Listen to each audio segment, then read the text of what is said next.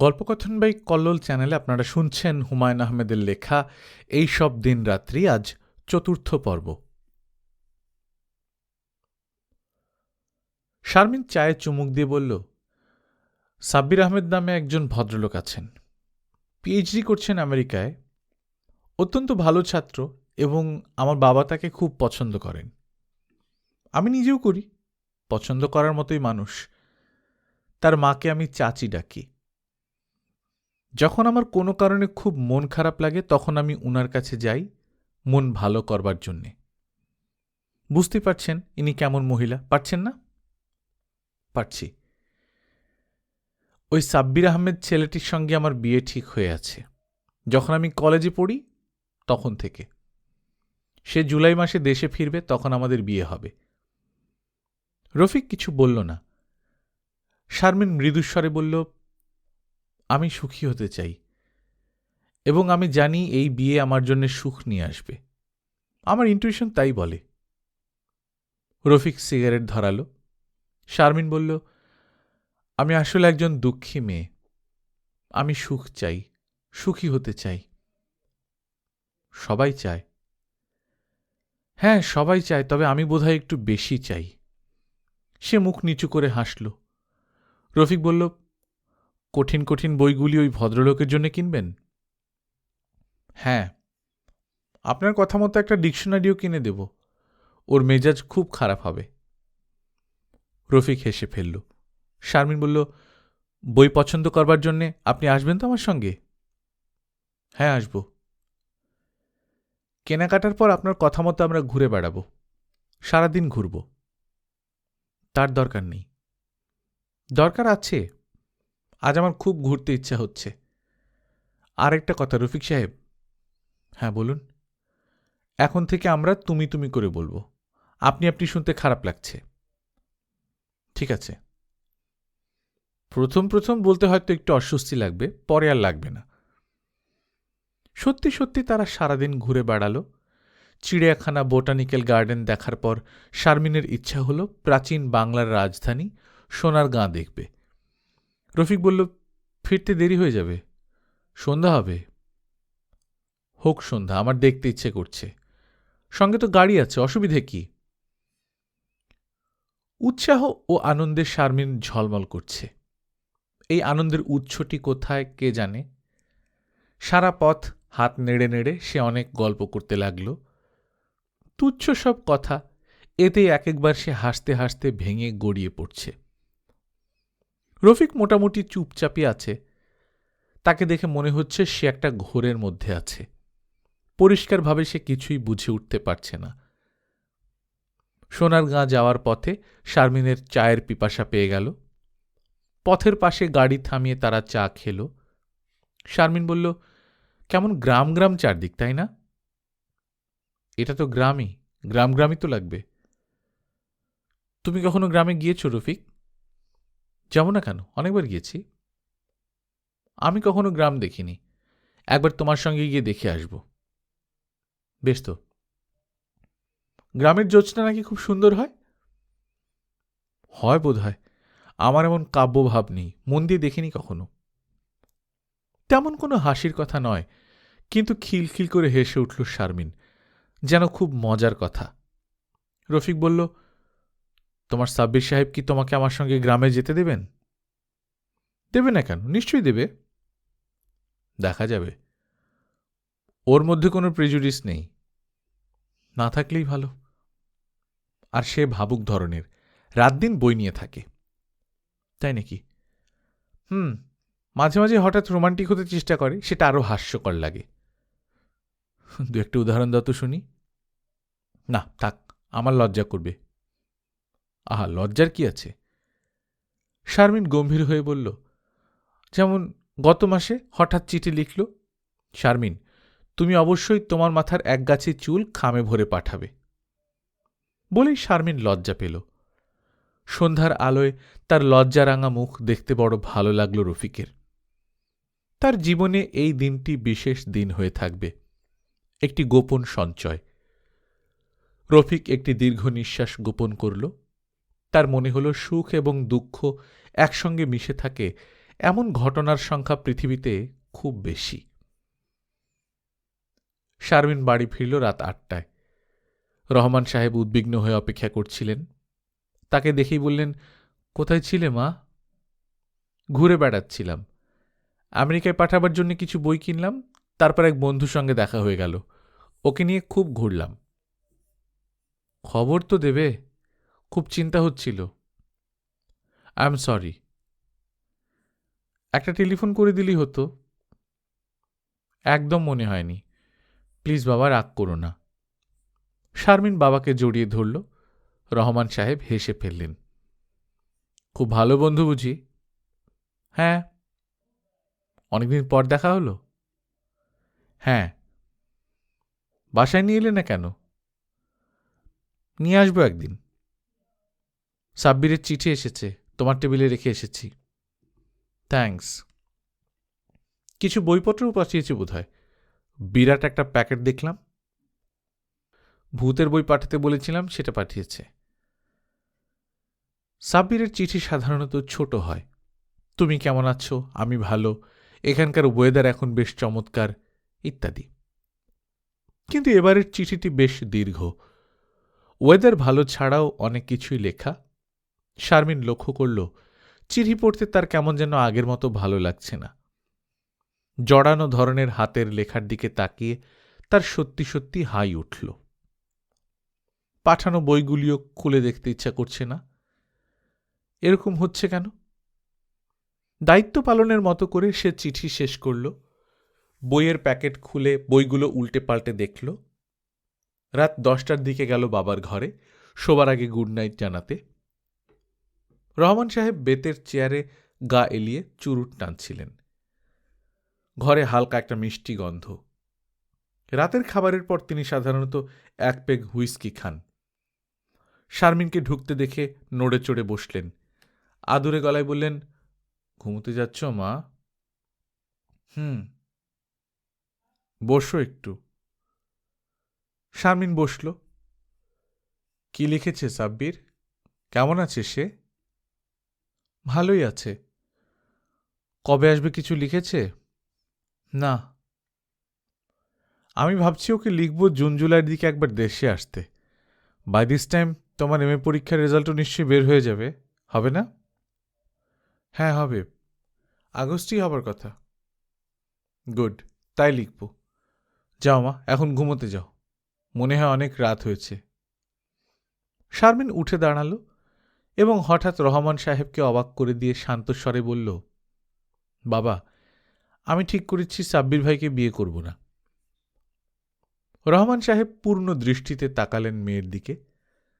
তার চেহারা বা বসে থাকার ভঙ্গিতে কোনো পরিবর্তন হল না। চুরুট নিভে গিয়েছিল, তিনি আবার চুরুট ধরালেন এবং অত্যন্ত স্বাভাবিক স্বরে বললেন, এই নিয়ে আমি কাল সকালে তোমার সঙ্গে কথা বলব, এখন ঘুমোতে যাও। শারমিন নড়ল না, যেখানে দাঁড়িয়েছিল সেখানেই দাঁড়িয়ে রইল। রহমান সাহেব শীতল কণ্ঠে বললেন, ঘুমোতে যাও শারমিন। শারমিন ঘর ছেড়ে গেল। রহমান সাহেব সাধারণত 11টার মধ্যে ঘুমিয়ে পড়েন, আজ অনেক রাত পর্যন্ত জেগে রইলেন। রাত 1টায় বারান্দায় হাঁটতে গিয়ে দেখেন শারমিনের ঘরেও বাতি জ্বলছে। একবার ভাবলেন ডাকেন, কিন্তু শেষ পর্যন্ত ডাকলেন না। ছোটবেলায় শারমিন মাঝে মাঝে ভয় পেয়ে বাতি জ্বালিয়ে বিছানায় বসে থাকত। তিনি দরজায় ধাক্কা দিয়ে বলতেন, ভয় পাচ্ছ মা? হ্যাঁ। আমার সঙ্গে ঘুমোবে? না। মজনুর মাকে বলবো তোমার সঙ্গে ঘুমোতে, মেঝেতে বিছানা পেতে ঘুমোবে? না। আচ্ছা ঠিক আছে, সে না হয় দরজার বাইরেই ঘুমো। না, দরকার নেই। শারমিন অত্যন্ত জেদি। তাকে দেখে অবশ্যই খুব নরম ধরনের মেয়ে বলেই মনে হয়। রহমান সাহেব অত্যন্ত চিন্তিত বোধ করলেন। শারমিনের ভেতর এক ধরনের দৃঢ়তা আছে যাকে তিনি ভয় করেন। তার সঙ্গে খোলাখুলি আলাপ করতে হবে, সেজন্য তাকে সকাল হওয়া পর্যন্ত অপেক্ষা করতে হবে। অপেক্ষা করার মতো বাজে ব্যাপার আর কিছুই নেই। ভোরবেলা শারমিনকে খুব স্বাভাবিক মনে হল। নিজের হাতে বাবার জন্য বেডটি নিয়ে এলো, মাটিকে খাবার দিয়ে বাগানে বেড়াতে গেল। তার রোজকার অভ্যাস হচ্ছে টেবিলে নাস্তা না দেয়া পর্যন্ত বাগানে হাঁটা। তার সঙ্গে হাঁটবে মাটি। মাটি খানিকক্ষণ হাঁটবে, আবার দৌড়ে গিয়ে তার খাবার খাবে, আবার ছুটে আসবে শারমিনের কাছে। নাস্তার টেবিলে রহমান সাহেব শারমিনকে তীক্ষ্ণ দৃষ্টিতে লক্ষ্য করলেন। চেহারায় রাত্রি জাগরণের ক্লান্তি নেই, ভোরবেলায় গোসল করেছে, স্নিগ্ধ একটা ভাব এসেছে চেহারায়। রহমান সাহেব চা খেতে খেতে বললেন, কাল রাতে তুমি একটি প্রসঙ্গ তুলেছিলে, আমরা কি সেটা নিয়ে এখন আলাপ করব? শারমিন মৃদুস্বরে বলল, আলাপ করার দরকার নেই। আমি কি লিখব সাব্বিরকে আসবার জন্যে? হ্যাঁ, লিখো। তোমার মন কি কোনো কারণে বিক্ষিপ্ত? না। রহমান সাহেব নিঃশব্দে চা পান পর্ব শেষ করলেন, চুরুট ধরালেন এবং একসময় ছোট্ট একটা নিঃশ্বাস ফেলে বললেন, চলো আমরা বরং বেরিয়ে আসি কোনো জায়গা থেকে। যাবে? যাব। কোথায় যেতে চাও? আমি জানি না, তুমি ঠিক করো। নেপালে যাবে? হিমালয় কন্যা নেপাল? যাব। বেশ, আমি ব্যবস্থা করছি। শারমিনরা পরের সোমবারেই 7 দিনের জন্য নেপাল চলে গেল। বেড়াতে যাবার জন্য সময়টা ভালো নয়, প্রচণ্ড শীত। তবু ঢাকা ছেড়ে বেরোতে পেরে শারমিনের ভালোই লাগল, কেমন যেন হাঁপ ধরে গিয়েছিল। নেপাল থেকে সে সুন্দর একটি চিঠি লিখল সাব্বিরকে, শ্রদ্ধাস্পদেশু। আমরা বেশ কদিন হলো নেপালে এসেছি, চমৎকার জায়গা। আপনিও চলে আসুন, আপনি এলে আমার আরও ভালো লাগবে। কিছুদিন ধরেই আমার কেন জানি খুব ফাঁকা ফাঁকা লাগে। আপনি এলে রাত দিন আপনার সঙ্গে গল্প করব। আপনার যত কাজই থাকুক সব ফেলে রেখে আমার সঙ্গে গল্প করতে হবে। গোমড়া মুখের প্রফেসর আমার এতটুকু পছন্দ নয়। বিনীতা, শারমিন। টুনির বয়স এখন 9 মাস। 9 মাস বয়সী বাচ্চারা বাবা, মা, দুদু এই জাতীয় কথাবার্তা বলতে শেখে। কিন্তু টুনি শুধু একটি শব্দ শিখেছে, যে যে। যাই দেখে উল্লসিত হয়ে ওঠে এবং হাত নেড়ে বলে ওঠে, যে যে। তাকে কথা শেখানোর দায়িত্ব নিয়েছে শাহানা। শাহানার পরীক্ষা হয়ে গেছে, কাজেই প্রচুর অবসর। শাহানা ঘোষণা করেছে 1 মাসের মধ্যে টুনিকে সব কথা শিখিয়ে ফেলবে। শাহানা টুনিকে সোফার গায়ে হেলান দিয়ে বসিয়েছে। টুনি তাকে লক্ষ্য করছে তীক্ষ্ণ দৃষ্টিতে। শাহানা তার মনোযোগ আরও ভালোভাবে আকর্ষণ করবার জন্যে কিছুক্ষণ হাত নাড়ল, তারপর বলল, বলো তো টুনি, মামা। টুনি তার 2টি দাঁত বের করে ফিক করে হেসে ফেলল, তারপর গম্ভীর হয়ে বলল, যে যে। যে যে নয়, বলো মামা। যে যে। হলো না, বোকামি, বলো মা মা। যে যে। মোটেও হচ্ছে না, তুমি ইচ্ছে করলেই পারবে, তোমার কত বুদ্ধি। যে যে। শাহানা একটা দীর্ঘ নিঃশ্বাস ফেলল। টুনি হাত বাড়িয়ে দিল, সে কোলে উঠতে চায়। 2টি জিনিস সে খুব ভালো শিখেছে, কোল এবং ছাদ। কোলে উঠেই সে দরজার দিকে দেখাবে, আর দরজা খোলা মাত্র ছাদের দিকে হাত বাড়াবে। ছাদে নিয়ে ছেড়ে দিলে সে নিজের মনে হামাগুড়ি দেবে, মাঝে মাঝে একা একা দাঁড়াতে গিয়ে ধপ করে পড়ে যাবে, ব্যথা পেলেও কাঁদবে না, অবাক হয়ে বলবে, যে যে। শাহানা টুনিকে কোলে নিয়ে উঁচু গলায় বলল, ভাবি, আমি ওকে নিয়ে একটু ছাদে যাচ্ছি। কেউ তার কথার কোনো জবাব দিল না। নীলু রান্নাঘরে ব্যস্ত রান্না নিয়ে। মনোয়ারা গেছেন ডেন্টিস্টের কাছে, কাল রাত থেকে তার দাঁতে ব্যথা, আজ গেছেন দাঁত ফেলে আসতে। শাহানা ছাদে উঠে গেল। রাতে তুমুল বৃষ্টি হয়েছে, ছাদ ভেজা। টুনিকে নামানোর প্রশ্নই ওঠে না, কিন্তু সে নেমে পড়ার জন্য ছটফট করছে। শাহানা আনিসের ঘরে উঁকি দিল। আনিস 3 কোণা একটা কাঠের বাক্সে হাতুড়ি দিয়ে পেরেক মারছিল। শাহানাকে দেখেই চট করে বিছানার চাদর টেনে বাক্স ঢেকে ফেলল। শাহানা অবাক হয়ে বলল, এটা আবার কি? আনিস বলল, আমার ম্যাজিকের বাক্স, পাবলিককে দেখানো নিষেধ আছে। ম্যাজিকের ব্যাপারটি অল্প কিছুদিন হলো শুরু হয়েছে। আনিস মনস্থির করেছে সে ম্যাজিশিয়ান হবে। পড়াশোনায় তার মাথা নেই, এই লাইনে কিছু করতে পারবে না। তার ধারণা ম্যাজিকের লাইনে সে উন্নতি করবে। রশিদ সাহেব মহাবিরক্ত হয়েছেন। কোনো ভদ্রলোকের ছেলে ম্যাজিশিয়ান হতে চায় এটা ভাবলেই তার মাথায় রক্ত উঠে যায়। সার্কাস, ম্যাজিক এসব হচ্ছে ফালতু লোকের কাজ, ভদ্রলোকের কাজ না। আনিসকে তিনি ঘাড় ধরেই বের করে দিতেন, কিন্তু মেয়ের জন্যে পারেননি। বিনা আনিসকে তাড়িয়ে দেওয়ার ব্যবস্থা হচ্ছে শুনেই খাওয়া দাওয়া বন্ধ করে রীতিমতো এক কাণ্ড করেছে। রশিদ সাহেব হক চকিয়ে গেছেন। স্ত্রীকে ভয়ে ভয়ে জিজ্ঞেস করেছেন, প্রেম ফ্রেম না তো? লতিফা রেগে গিয়ে বলেছেন, কি পাগলের মতো কথা বলো? বুদ্ধিশুদ্ধি লোপ পেয়েছে নাকি তোমার? চাকর শ্রেণীর একটা লোকের সঙ্গে তোমার মেয়ে প্রেম করবে? এসব নিয়ে আর কোনোদিন কথা বলবে না। আনিসকে কি চলে যেতে বলবো? থাক, চলে যেতে বলা দরকার নেই। ওর এই বাড়িতে ঢোকা আমি বন্ধ করছি। কিভাবে? আমি ব্যবস্থা করব, তুমি দেখো না। ব্যবস্থা তিনি কি করলেন ঠিক জানা গেল না। শুধু দেখা গেল আনিস একটা কেরোসিন কুকার কিনেছে, নিজের রান্না এখন নিজেই রাঁধছে। আনিসের ব্যাপারে পুরোপুরি নিশ্চিত হবার জন্যে লতিফা বেশ কিছুদিন স্কুল ছুটি হবার সময়টায় স্কুল গেটের কাছে দাঁড়িয়ে রইলেন, যদি আনিসকে দেখা যায়। না, দেখা গেল না। বিনার একটা তালাবদ্ধ সুটকেস আছে, চাবি জোগাড় করে গোপনে একদিন সেই সুটকেস খুললেন, যদি চিঠিপত্র কিছু পাওয়া যায়। আনিসের কোনো চিঠি পাওয়া গেল না, তবে পাশা নামের একটি ছেলের কুৎসিত ধরনের একটা চিঠি পাওয়া গেল। সেই চিঠি পড়ে তার রক্ত হিম হয়ে যাবার জোগাড়। কি সর্বনাশ! লতিফা চিঠির কথা কাউকে বলতে পারলেন না। এটি এমনই এক চিঠি যা কাউকে দেখানো যায় না, কারোর সঙ্গে এ নিয়ে গল্পও করা যায় না। বিনা সেই চিঠি সুটকেসের পকেটে যত্ন করে রেখে দিয়েছে কেন কে জানে। টুনিকে কোলে নিয়ে শাহানা কৌতূহলী হয়ে আনিসের ঘরে ছড়িয়ে ছিটিয়ে থাকা জিনিসপত্র দেখছে। সে বলল, সবই কি আপনার ম্যাজিকের জিনিস নাকি আনিস ভাই? ওই আংটাগুলো কি? লিঙ্কিং রিং, একটা চাইনিজ ট্রিক। একটার ভেতর দিয়ে একটা ঢুকে যায়, আবার বের হয়ে আসে।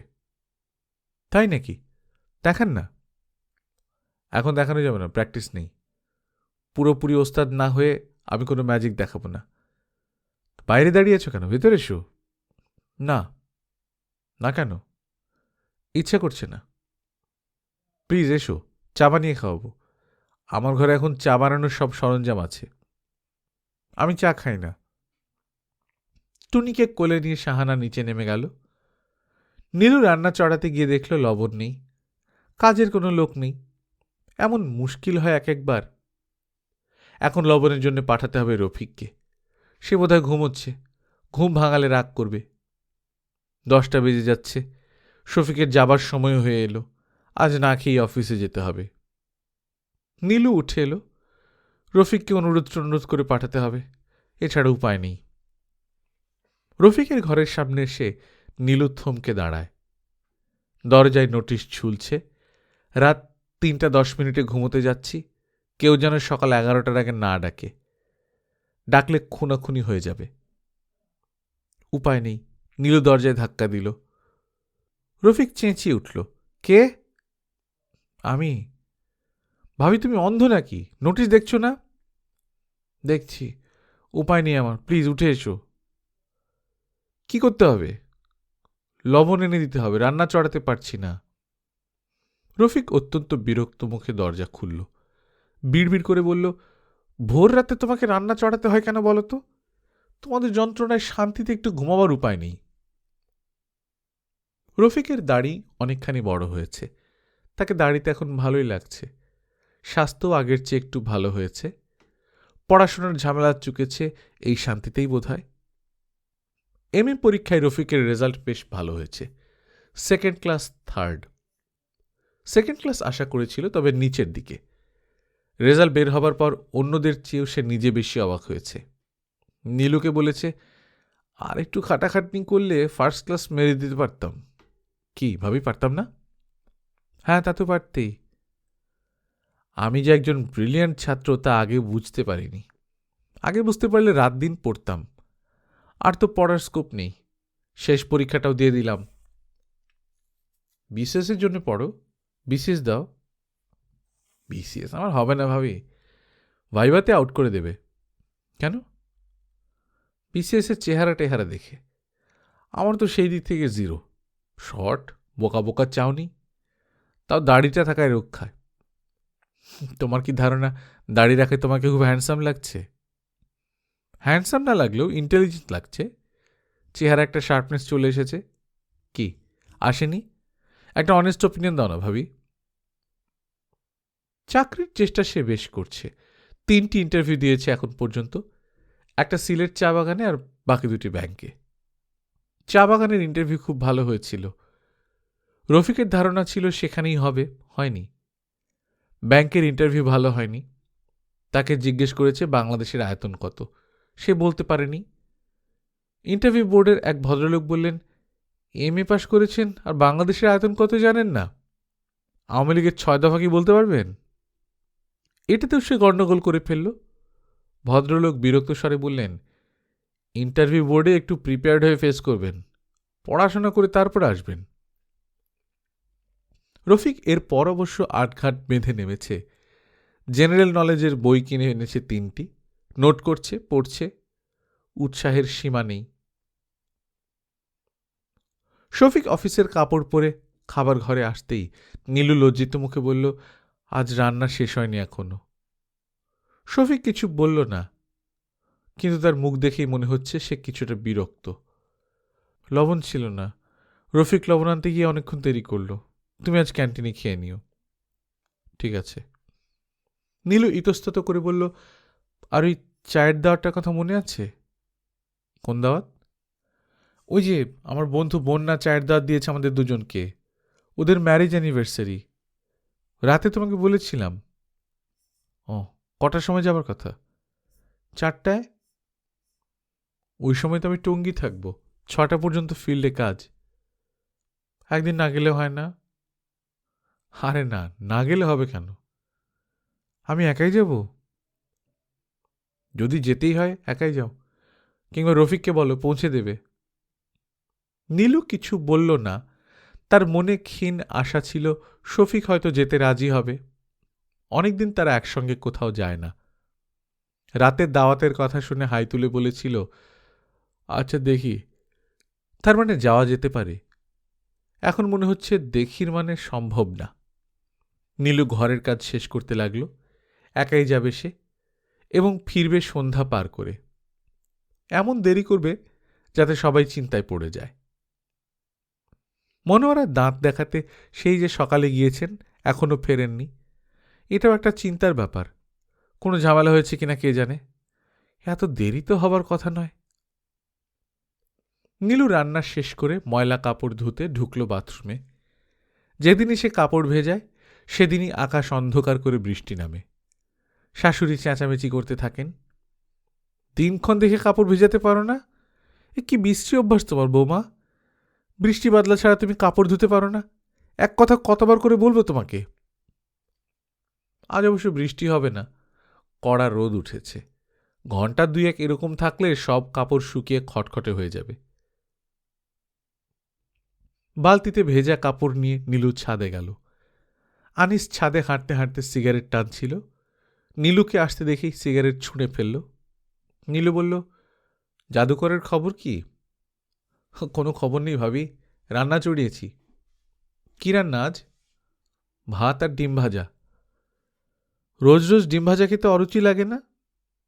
না, আমার কাছে কাপড় দিন ভাবি, আমি মেলে দিচ্ছি। তোমার মেলতে হবে না, এটা মেয়েদের কাজ। মেয়েদের কাজ বলে আলাদা কিছু আছে নাকি? আছে, এখনো আছে। তোর ম্যাজিক কেমন চলছে?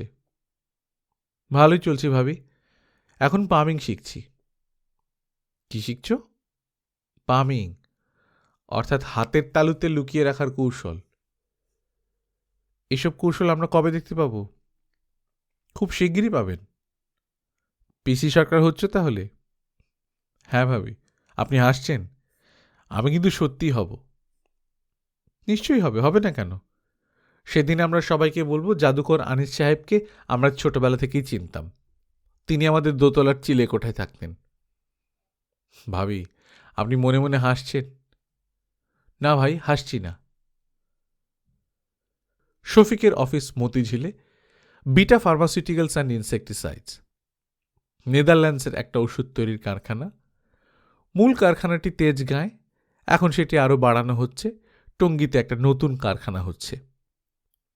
বিদেশি কোম্পানিগুলোতে যেমন সাহেবি কায়দা কানুন থাকে, এখানে সেরকম নয়। দেশি অফিসগুলোর মতোই ঢিলেঢালা ভাব। সুরেনসেন হচ্ছে একমাত্র বিদেশি, বাংলাদেশের কোম্পানির বড় কর্তা। সুরেনসেনের বাড়ি নরওয়েতে, পড়াশোনা করেছে ফ্রান্সে, ইংরেজি ভালো বলতে পারে না। বিদেশিদের সম্পর্কে আমাদের ধারণা এরা অত্যন্ত কর্মঠ, সময় সম্পর্কে সচেতন, কাজ ছাড়া কিছুই বোঝে না ইত্যাদি। সুরেনসেনের সঙ্গে তার কোনোটাই মেলে না। লোকটি মহা ফাঁকিবাজ, কাজ কিছুই বোঝে না, অকারণে চেঁচায়। শফিক অফিসে ঢুকেই শোনে সাহেব খুব রেগে আছে, সবাইকে বকাবকি করছে। অবাক হয়ে বলল, কেন? কে জানে কেন, কয়েকবার আপনার খোঁজ করেছে, যান দেখা করে আসেন। শফিক ঘরে ঢুকতেই সাহেব চেঁচিয়ে উঠল, কি ব্যাপার শফিক, তুমি এত দেরি কেন? দেরি না, তুমি চলে এসেছো সকাল সকাল। তুমি কি কোনো কারণে আপসেট? আপসেট হব না? তুমি পড়ে দেখো হল্যান্ডের হোম অফিস থেকে কি লিখেছে। কি লিখেছে? পড়তে বলছি, পড়ো না, জিজ্ঞেস করছো কেন? এমন মেজাজ খারাপ করার মতো কোনো চিঠি নয়। হেড অফিস জানতে চেয়েছে লট নম্বর 372-এর স্যাম্পল এখনো কেন পাঠানো হয়নি। র্যান্ডম স্যাম্পলিং করা হচ্ছে না এবং আনুষঙ্গিক অন্য কাজও আটকে আছে, কাজেই। শফিক বলল, স্যাম্পল যথাসময়ে পাঠানো হয়েছে, শিপমেন্টের ঝামেলায় হয়তো পৌঁছেনি, এটা নিয়ে আপসেট হওয়ার কিছু নেই। পাঠানো হয়েছে? নিশ্চয়ই পাঠানো হয়েছে, কাগজপত্র এনে দেখাচ্ছি তোমাকে।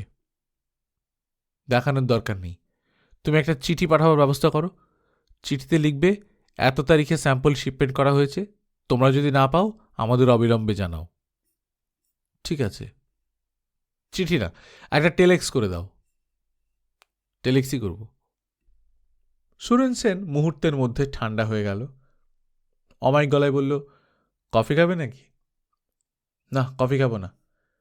টঙ্গীর কাজ কেমন এগোচ্ছে? ভালোই। খুব লক্ষ্য রাখবে, তোমাদের দেশের লোক কিন্তু সুযোগ পেলেই ফাঁকি দেওয়ার চেষ্টা করে। শফিক কিছু বলল না। সাহেব গম্ভীর গলায় বলল, আমার কমেন্ট শুনে আবার মন খারাপ করেনি তো? না। গুড। শোনো শফিক, আমি আজ একটু সকাল সকাল ফিরব ঘরে, কাজে আমাকে দিয়ে কোনো সইটুই করবার থাকলে করিয়ে নিও। ঠিক আছে, আমি তাহলে এখন যাই। আচ্ছা, যাও। শফিক তার নিজের ঘরে ঢুকল। তার পদ হচ্ছে ম্যানেজারের, ম্যানেজার অ্যাডমিনিস্ট্রেশন। তবে সে গত 6 মাস ধরে জেনারেল ম্যানেজারের দায়িত্ব পালন করছে। আগের জেনারেল ম্যানেজার ইংল্যান্ডের মিস্টার রেভার্স টনির সঙ্গে বড় কর্তার খিটিমিটি চলছিল বহুদিন থেকে। গত ক্রিসমাসে সেই খিটিমিটি চরমে উঠেছে এবং রেভার্স সাহেব একদিন অফিসে এসে বড় সাহেবকে যে কথাগুলো বলল তার বাংলা অর্থ হচ্ছে, তোমার অফিস এবং কারখানা তুমি তোমার পশ্চাৎ দেশে প্রবেশ করিয়ে বসে থাকো, আমি চললাম। সাহেবরাও নোংরা কথা আমাদের মতোই গুছিয়ে বলতে পারে। বড় সাহেব 1 সপ্তাহ গম্ভীর হয়ে রইলেন। প্রতি সন্ধ্যায় 7-8 পেগ হুইস্কি খেয়ে পুরোপুরি আউট হবার চেষ্টা করতে লাগলেন। সেটা সম্ভব হল না। অ্যালকোহল তাকে খুব একটা প্রভাবিত করতে পারে না। 1 সপ্তাহ পর জেনারেল ম্যানেজার হারানোর দুঃখ তার অনেকটা কমে এলো। সে শফিককে ডেকে বলল, তুমি জেনারেল ম্যানেজারের দায়িত্বটা নিয়ে নাও, আমি 10 দিনের মধ্যে হেড অফিস থেকে অর্ডার আনিয়ে দিচ্ছি। এই ব্রিটিশগুলো হচ্ছে মহা হারামজাদা। টনি কোম্পানিটার 12টা বাজিয়ে দিয়ে গেছে, তোমার দায়িত্ব হচ্ছে সব ঠিকঠাক করা। 10 দিনের মধ্যে অর্ডার আসার কথা, 6 মাস হয়ে গেল, অর্ডারের কোনো খোঁজ নেই। যখনই কোনো রকম ঝামেলা উপস্থিত হয়, বড় সাহেব শফিককে ডেকে বলেন, ব্যাপারটা খুব ঠান্ডা মাথায় ট্যাকল করো শফিক, আমি হেড অফিসে টেলেক্স করছি। কেন তারা তোমাকে এখনো কনফার্ম করছে না? এর পেয়েছেটা কি?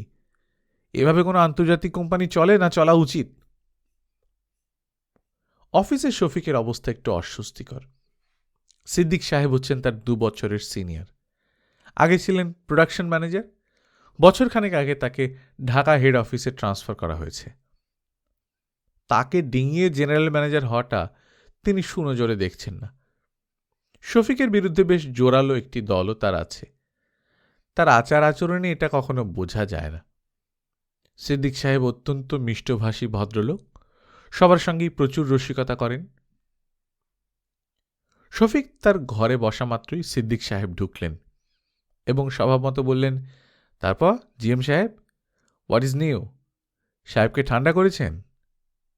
হ্যাঁ, এখন ঠান্ডা। আসলে এই কোম্পানিতে পোস্ট ক্রিয়েট করা দরকার, যে পোস্টের কাজই হবে সাহেবকে ঠান্ডা রাখা। শফিক কিছু বলল না। সিদ্দিক সাহেব বললেন, আপনার জন্য একটা দুঃসংবাদ আছে। দুঃসংবাদটা দিতে এলাম। কি দুঃসংবাদ?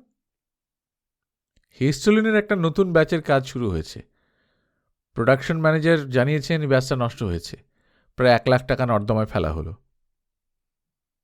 সিদ্দিক সাহেব নির্বিকার ভঙ্গিতে সিগারেট ধরালেন, যেন তার কিছুই আসে যায় না। শফিক উদ্বিগ্ন স্বরে বলল, ব্যাচ বাতিল করা হয়ে গেছে? না, এখনো হয়নি, তবে বাতিল করা ছাড়া উপায় নেই। ইমালসিফায়ার নেই। কাজ যখন শুরু করা গেল তখন জানা হলো ইমালসিফায়ার নেই। সে কি, সেটা আগে জানা যায়নি? স্টোর বলেছিল আছে, সেই ভরসাতে তো শুরু করা হয়েছিল। মাঝপথে বলা হলো নেই। শফিক উঠে দাঁড়ালো। সিদ্দিক সাহেব বললেন, কোথায় যাচ্ছেন? তেজগাঁয়ে যাই। সেখানে গিয়ে কী করবেন? খোঁজ নিই কী হচ্ছে, অন্য কোথাও পাওয়া যায় কিনা দেখি। কোথায় পাবেন?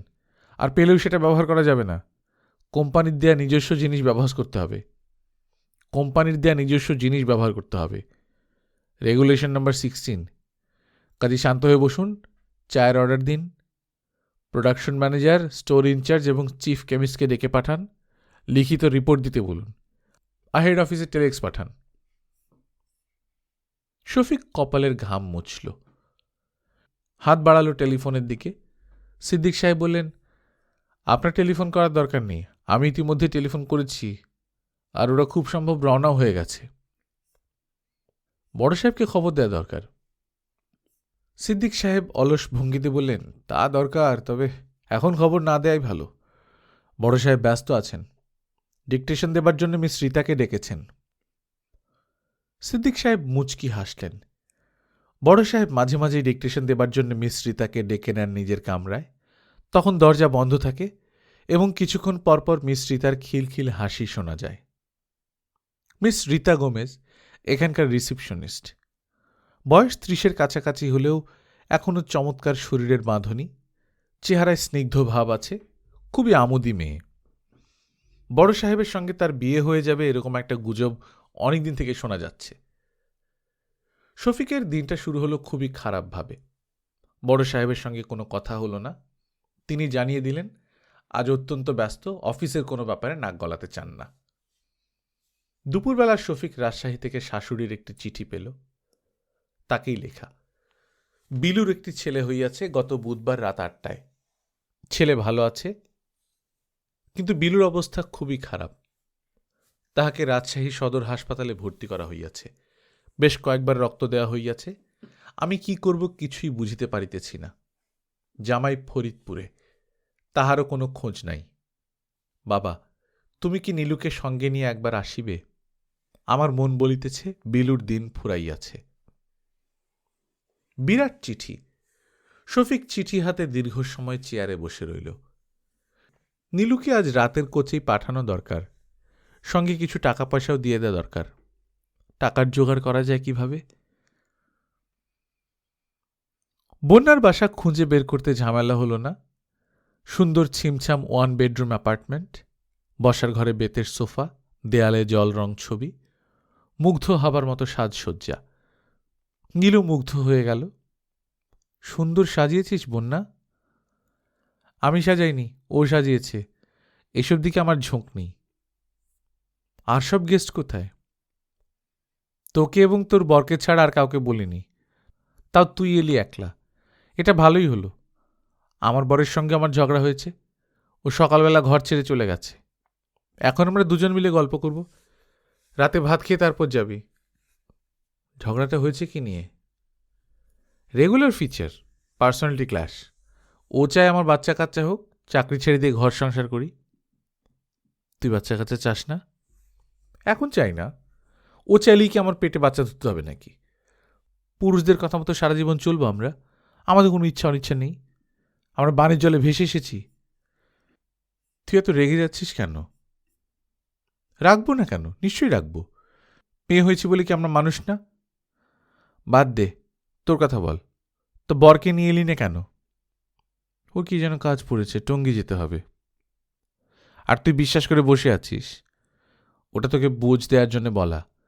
কাজ টাজ কিছুই না, স্ত্রীদের কারণে কিছু করবে না, এটাই হচ্ছে পুরুষদের মতো। আমি ওদের হাড়ে হাড়ে চিনেছি। সমগ্র পুরুষ জাতিটার উপরে তুই রেগে আছিস? তা আছি। তুই বস, চা বানিয়ে আনি। রাতে কি খাবি বল? রাতে কিছু খাবো না। একা একা এত দূর যেতে পারবো না। একা একা যেতে হবে না, আমি পৌঁছে দিয়ে আসবো। ভয় করবে না তোর? আমার তো ভয়টয় নেই। খুব সাহস? হ্যাঁ, একজন পুরুষ যদি রাত 10টায় হেঁটে হেঁটে বাড়ি ফিরতে পারে, তাহলে একজন মেয়েও পারে। থাক, অত সাহস দেখানোর দরকার নেই। বাসায় ফিরতে ফিরতে নীলুর সন্ধ্যা হয়ে গেল। বন্যার সঙ্গে আসতে চেয়েছিল, নীলু রাজি হয়নি। বন্যার স্বামী জহুর সাহেব চলে এসেছেন ততক্ষণে। বন্যা তাকেই বলল, তুমি নীলুকে পৌঁছে দাও না, বেচারি একা একা যেতে ভয় পায়। একটা বেবি ট্যাক্সি নিয়ে চলে যাও। কি সর্বনাশের কথা! অচেনা পুরুষ মানুষের সঙ্গে সে বাসায় ফিরবে? নীলু আতকে উঠে বলেছে, এই কিচ্ছু লাগবে না, আমি চলে যেতে পারবো।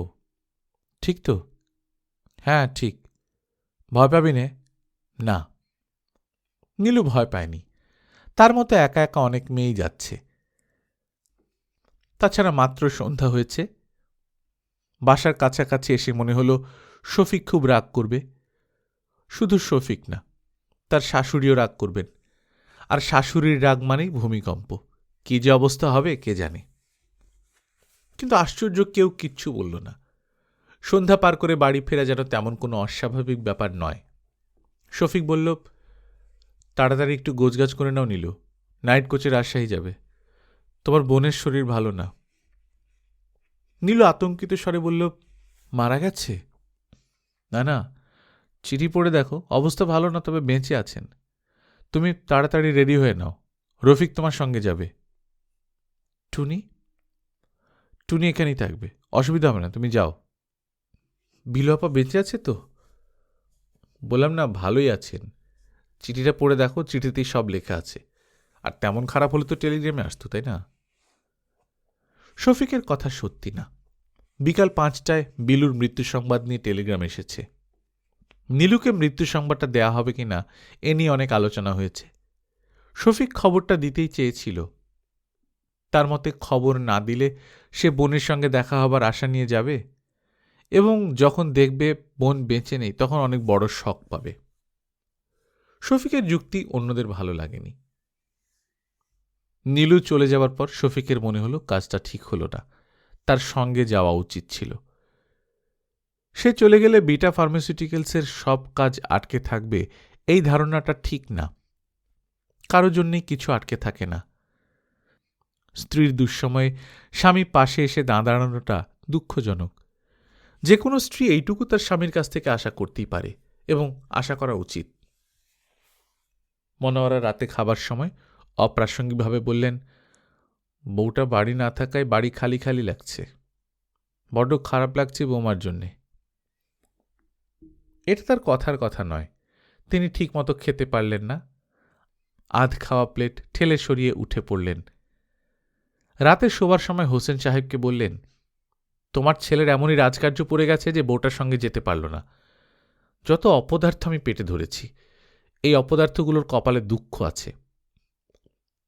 হোসেন সাহেব ক্ষীণ কণ্ঠে বললেন, তুমি শফিককে বললে না কেন সঙ্গে যেতে? কেন আমি বলবো? এটা সে নিজে বোঝে না? 2টা পয়সা রোজগার করে সে কি ভেবেছে? সবার মাথা কিনে নিয়েছে, লাট সাহেব হয়ে গেছে।